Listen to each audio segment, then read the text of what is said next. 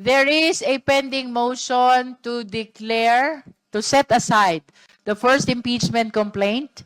That is Castro et al. Impeachment complaint on the ground of violation of 1-year prohibition period.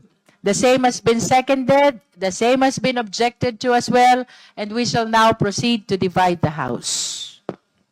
Those who are in favor of the motion, please raise your right hand.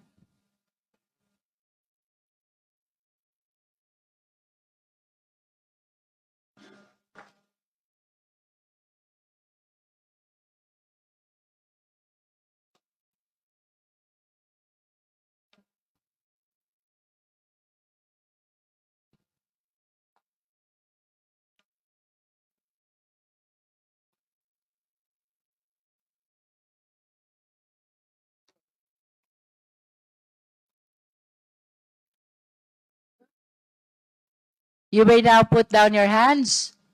Those who are not in favor of the motion, please raise your right hand.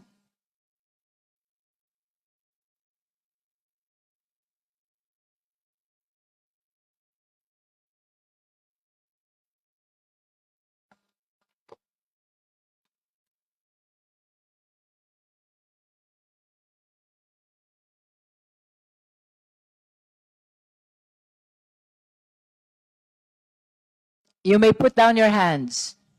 Last, those who abstain, please raise your right hand.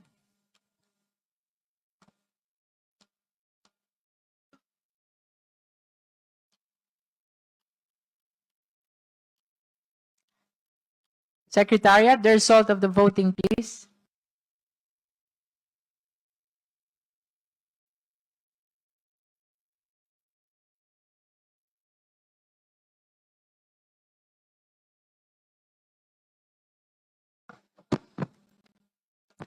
With 22 votes in the affirmative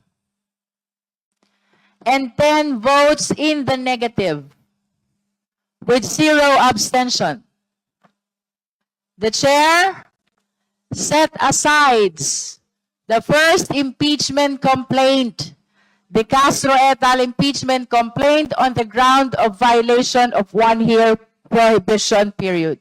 So ruled. Chair. The Honorable Ko. Point of clarification only. Come again? A point of clarification. Yes. What is your point of clarification? Can this representation clarify what the meaning of set aside is? Ano po ba yung parang legal effect nito dito sa buong proceedings? By set aside, it means that it will no longer be included in the proceeding of this committee.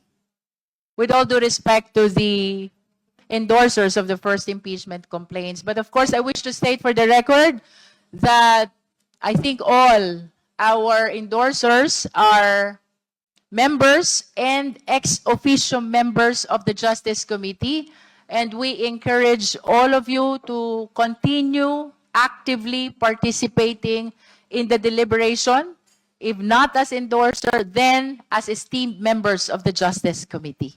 Thank you, Chair. That is for the record.